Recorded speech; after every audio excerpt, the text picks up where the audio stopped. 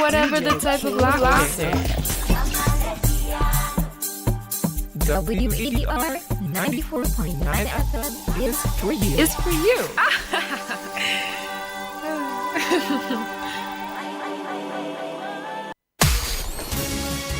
Monday to Sunday. It's hard to explain, okay? But All day. All year round. it's so mysterious. This is who we are. This is who we are. WADR.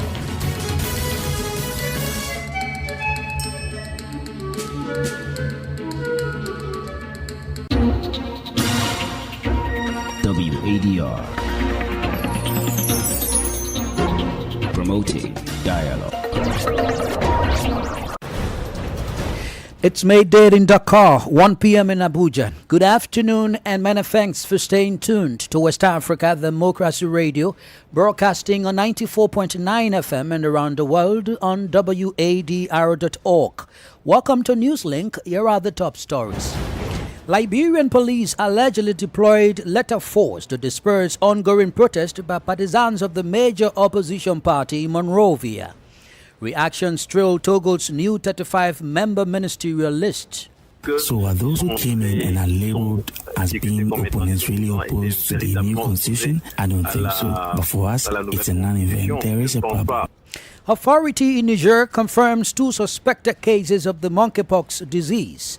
And the death toll in Nigeria following floods at Jigawa State rises to 30 with thousands displaced. We have almost close to 40,000 people that are affected. We have almost 8,000 people in IDPs in different IDP camps. We've got more than 7,000 houses completely destroyed. These stories and more coming up shortly. Please stay with us. Here is Augustine Coley with Newslink. Many thanks for joining our broadcast and a warm welcome to our listeners in the Gambia, Ghana, Liberia, and Sierra Leone. This edition begins in the Sahel, particularly in Niger, where 2 suspected cases of monkeypox, also known as Npox, are under investigation in the Zinda region of the country. To this end, the Secretary General of the Ministry of Public Health, Population and Social Affairs asks stakeholders at all levels to increase vigilance in all health facilities, both public and private, and entry points. Niger has now joined some West African countries reporting at least suspected cases of the Mpox disease. Oge Oberika has the details. In his address to the regional directors, the Secretary General Dr. Malam Ikoye Saidu emphasized the importance of promptly notifying the appropriate authorities in the event of any suspected cases. He urged them to ensure that the patient is isolated, take measures to prevent airborne transmission, and, if possible, assign vaccinated health personnel to provide care, treatment, and management of the patient. Dr. Saidu also advised health facilities to securely collect and transport samples for case confirmation, communicate the risk, mobilize the community, conduct contact tracing, and ensure case surveillance. Furthermore, the Secretary General instructed health workers to focus on defining cases, promptly notifying any incidents, raising awareness for early identification in the community, and ensuring rapid access to health facilities. Finally, he stressed the importance of complying with protocols for managing monkeypox cases, maintaining epidemic management supplies at all levels, and informing neighboring districts in the event of a suspected epidemic. Some West African countries are already reporting Mpox cases. As of August 20, 2024, Côte d'Ivoire has confirmed 28 cases of monkeypox, including 1 fatal case.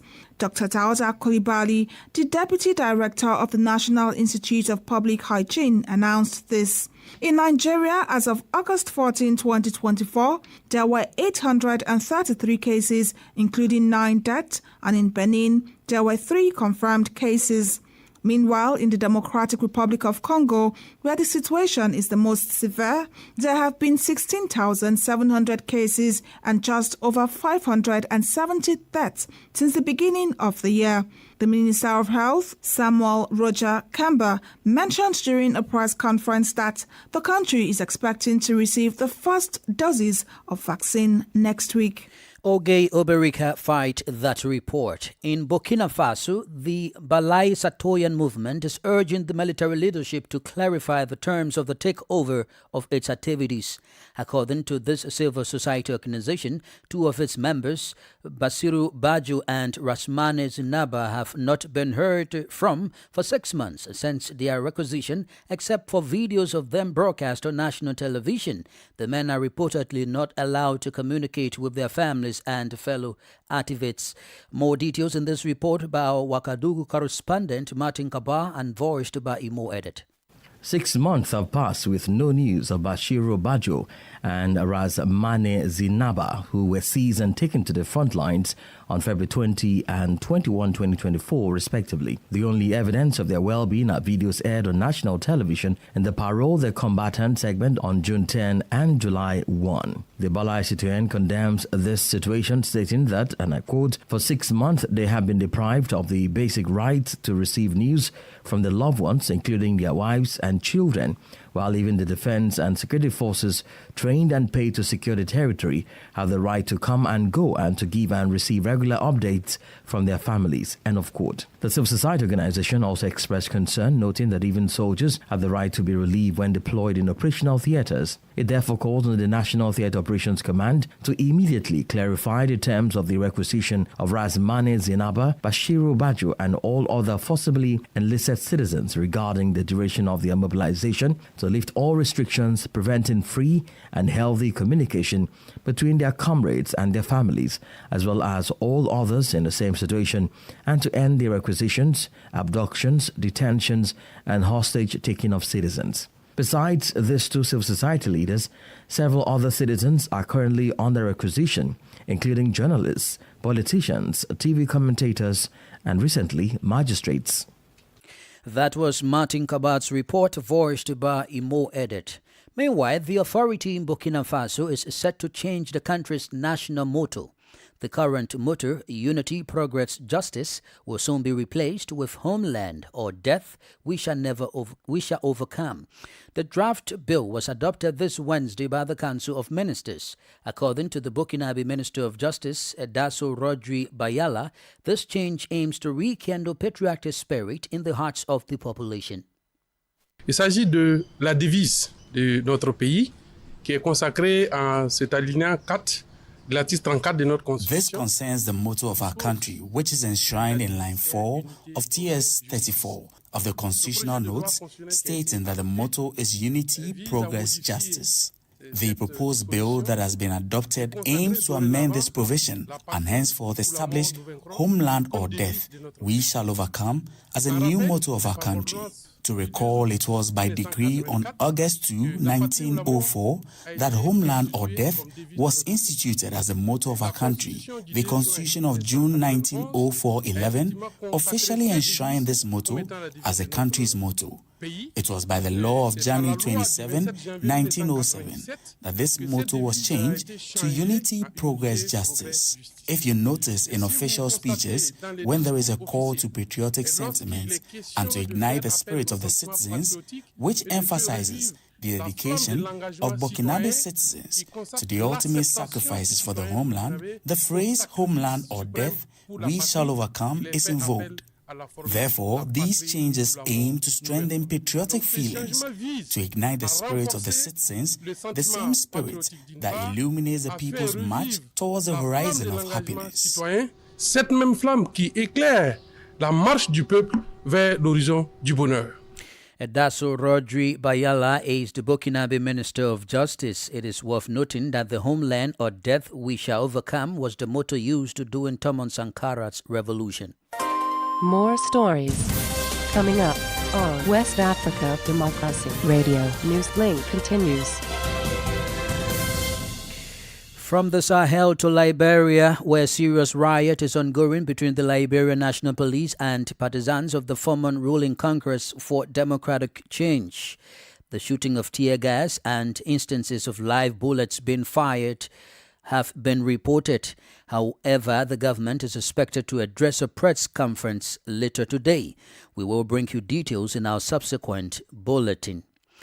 Elsewhere in Ghana, the police service has refuted allegations that a militia group is training in Baku in the upper eastern region of the country. This, the police said, is from its own investigations. Baku is a permanent conflict-prone spot in Ghana. Here is WADR's Nada Detete with the rest of the details. In its statement, the Ghana Police Service said it had noted with concern a publication alleging the training of some militiamen at Baku in the Upper East region. It, however, refuted the claims, stating that its investigation had found no evidence of such training in the area or its environs.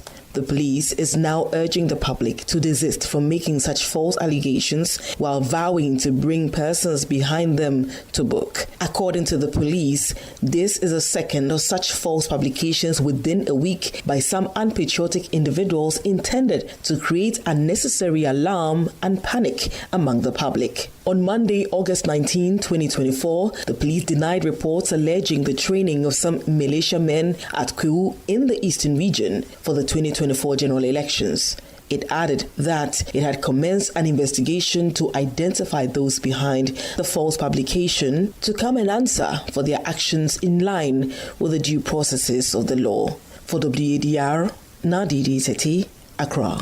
The Togolese state has announced a new list of ministers. The 35-member cabinet, once again led by Victoria Dogbe as Prime Minister, will oversee the transition until the institutions of the Fifth Republic are established. Among the new ministers are 3 opposition members. The appointment has sparked heated debates in the public sphere, especially as the new constitution has been rejected by several opposition figures and civil society actors. WADR gathered reactions from CSOs in this report by Esoli Jeju, voiced by Eche Atisu.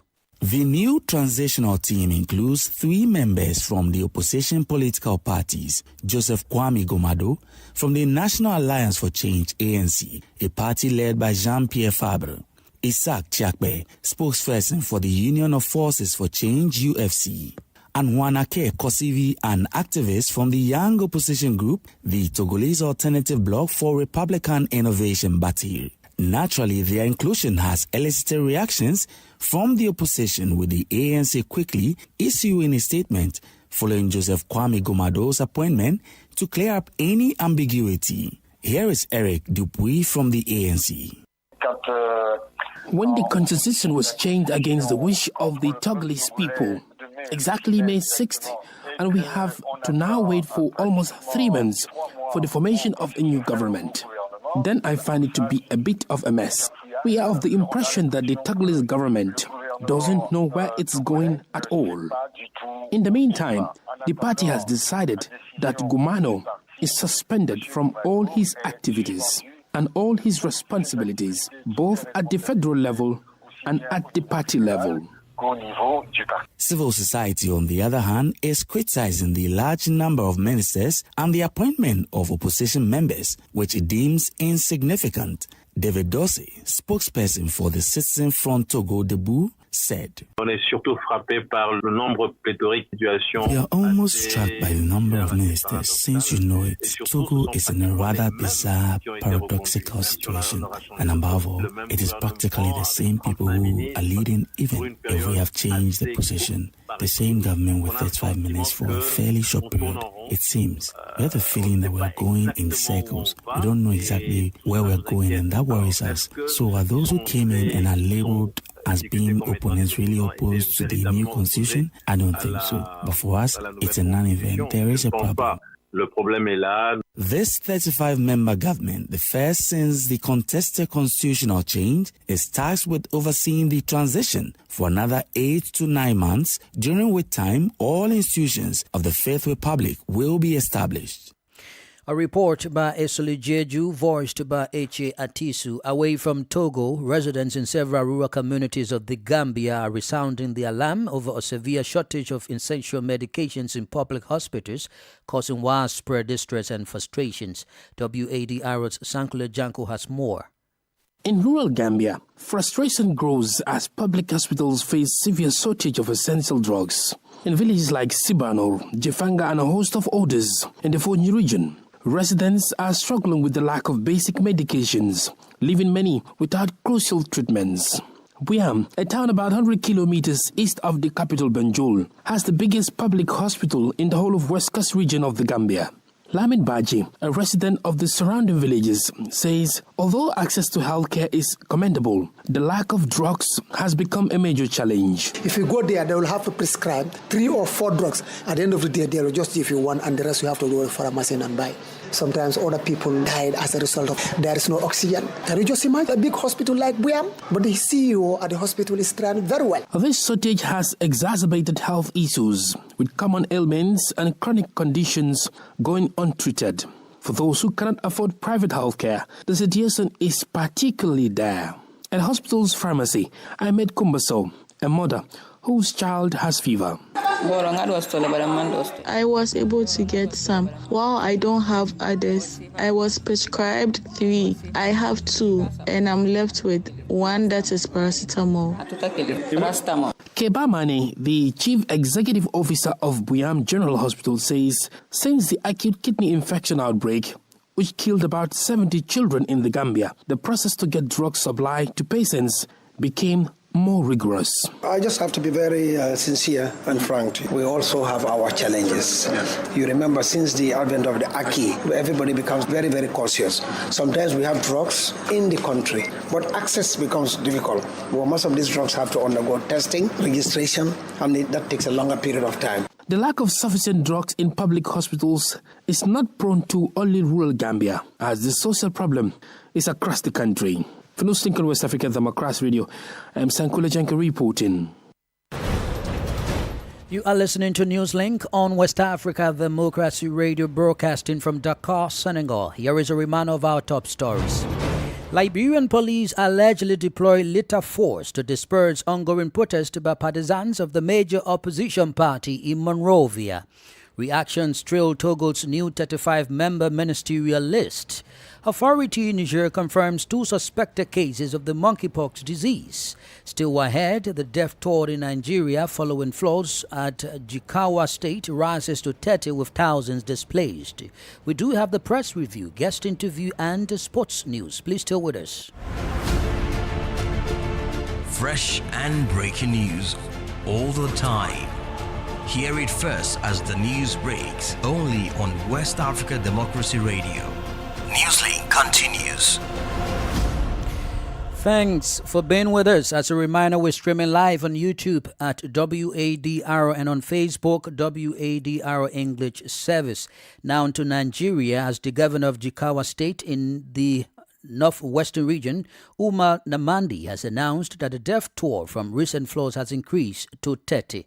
From Abuja, WADR's Usma Omna reports. Most of the fatalities resulted from building collapses, primarily mud houses, during night time. Governor Namadi warned of potential further devastation due to silted dams and unreleased water from the Tigga Dam. He emphasized the need for environmental impact assessments for federal road projects, citing blocked water routes contributing to early flooding. We have almost close to 40,000 people that are affected. We have almost 8,000 people in IDPs, in different IDP camps, to but more than 7,000 houses completely destroyed. Mostly these are the people, their mud houses will collapse on them in the night when they are sleeping. So this is the impact of flood in Jigawa State. As of today, out of the 14 local governments, the government was able to reach about 9 local governments with special aids, assistance, relief materials, medical assistance. A delegation from the House of Representatives Committee on Ecological Fund visited the state to assess the ecological challenges.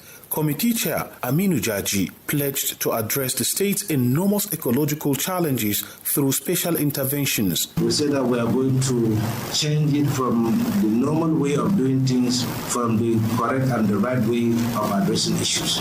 Because we find out that the normal way and the usual way of doing things in the ecological office is not encouraging. The visit also aimed to identify areas of sustainable land management and innovative solutions to desertification and deforestation. Jigawa State, located in the Sahel region, faces significant ecological challenges, including desertification and deforestation.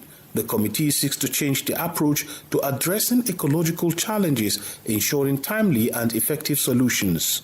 For Newslink on West Africa Democracy Radio, Usman Umar reporting from Abuja.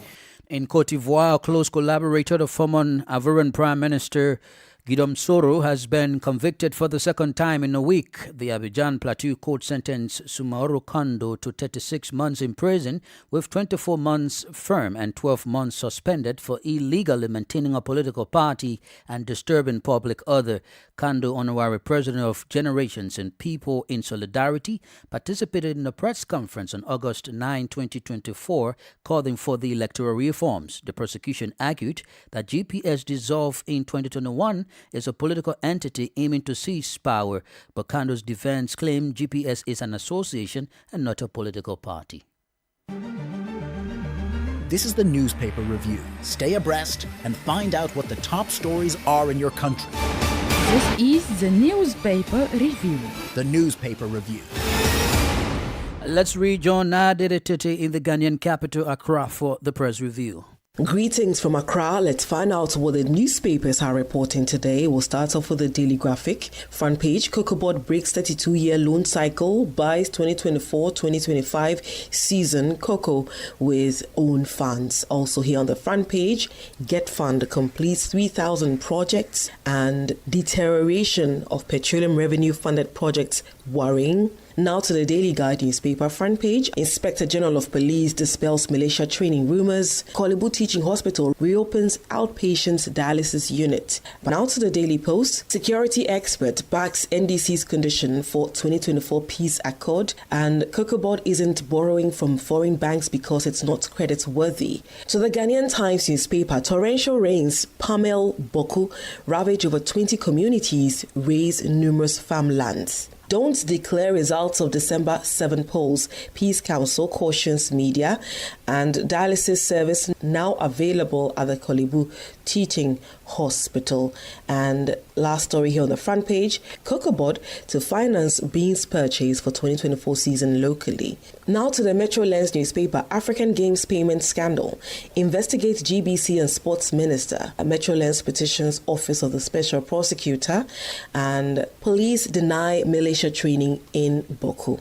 To the Chronicle newspaper, $3 million African Games cash controversy. Ghana Broadcasting Corporation boss fires. Minister responds. And will Professor Al-Hassan hit back again? That's a question the paper is asking. Daily Analyst, Institute of Economic Affairs proposes formation of Rural Industries Development Strategy to help reduce rural migration. And government to raise 5.3 billion Ghana cedis via treasury bills on Friday. The final paper I have here is the Finder newspaper front page. 20,000 youth to be engaged in agriculture under the Planting for Food and Jobs Program 2.0. Under the Planting for Food and Jobs 2.0 program, also here, invest in robotics to bridge academia industry gap. That'll be it for what the dailies are reporting in Accra, Ghana today. It's back to you. Thank you, Nader Tete, for the press review. Politics, analysis on major news, social matters, and all. This is A Guest. Our guest segment this afternoon is about the Ghanaian Police Service refuting allegations that a militia group is training in Baku in the upper eastern region of the country. Baku is a prominent conflict-prone spot in Ghana. Anthony Akwe is a security and conflict management expert. He speaks about the situation. What it means is that, obviously, public interest with regard to the trust of public will be something that will be undermined because the police is a critical institution when it comes to internal security in the country. And so, at a point in time where they cannot prove to the fact that they have done a thorough investigation to find out that whether that allegation is not true, it is something that is going to leave a lot of Ghanaians into limbo.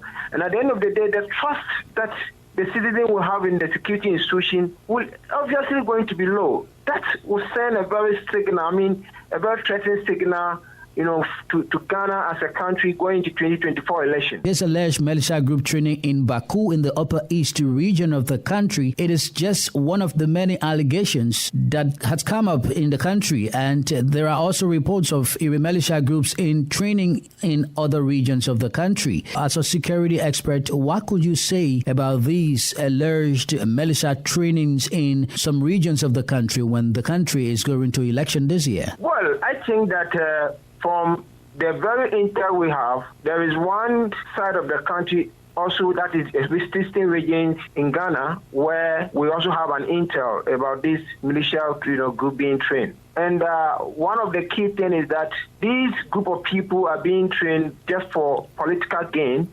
And it's something that if as a country we do not fish them out and see how best we can handle them, it's really going to create a lot of, pocket of violence going to this 2024 election. I think that it is important for the AU, the ECOWAS, and the UN to be more critical on what is happening in Ghana, because as we speak now, just recently, the Ghana Statistical Service came out with a data or a report where about 1.9 million, youth who are unemployed, and that others are also not, having the requisite skills, others are not having education. So it tells you that if such number of people are unemployed, obviously they are going to be exploited by this, terrorist group, especially where we are going to this 2024 election where tensions are high. Anthony Akoi is a security and conflict management expert. And here is Sankule Janko with sports.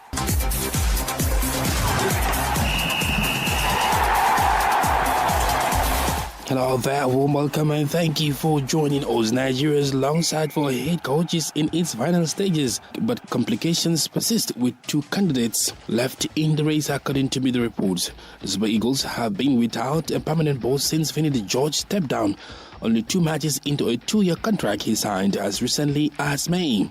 George, who was part of the Nigeria squad that won the 1994 Africa Cup of Nations AFCON, had initially held the role in an interim capacity for the March international window. He managed only 1 win over the course of his 4 matches in charge and a 2-1 defeat by Benin that ran off his short-lived tenure as Nigeria's head coach. Amid much speculation as well as the involvement of country's sports minister, Nigeria have joined in 2 candidates according to media reports. They include Sweet Jan Anderson and Frenchman Hervé Renard. Whoever gets the nod, the Nigeria Football Federation FF is in race against time as qualifying for the 2025 AFCON begins on 7 September according to media reports. And that's it for sports. It's back to you. We've come to the end of this edition of Newslink on West Africa Democracy Radio, broadcasting from Dakar, Senegal. Thank you for listening, and many thanks to Mustafa Sek for the technical assistance.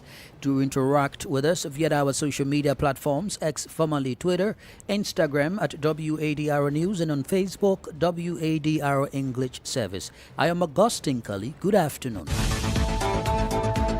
And many thanks to you for listening to Newslink via Hot 104.3 FM, Newmi FM 94.0, Hilltop Radio 104.7 FM, and Veritas Radio 102.9 in Banjul, the Gambia. We also appreciate our listeners in Liberia via Alternative Youth Radio 98.9 FM, Lofa County, Radio Kagama 94.5 FM, Niba County, DCN Radio 91.3 FM, Riverside County, Wakat FM Radio, Banga, Liberia, Radio Baf FM 91.9